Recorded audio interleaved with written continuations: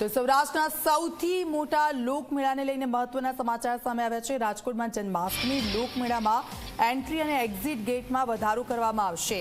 Entry અને exit માટે વધુ 3 ગેટ બનાવવાનો નિર્ણય કરાયો છે। ઇમરજન્સી એક્ઝિટ ગેટની પણ વ્યવસ્થા અલગથી કરવામાં આવશે।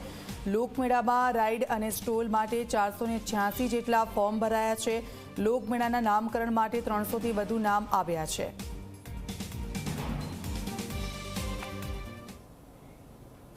ખાસ મેળામાં ડીકન્જેશન કરવા માટે આપણે 30% સ્ટોલ્સની સંખ્યા ઘટાડી છે, જેનાથી વિશેષ આપણને રસ્તો ઉપલબ્ધ થશે।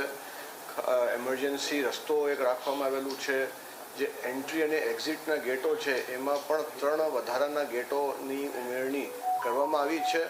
ભલે એમાં અમને સ્ટોલ કરવા માટેની જગ્યા જે છે ઓછી પડે, પરંતુ જે સ્મૂથ મૂવમેન્ટ છે પબ્લિકનું એને ધ્યાનમાં રાખીને આખું લેઆઉટ જે છે એ તૈયાર કરવામાં આવ્યું છે।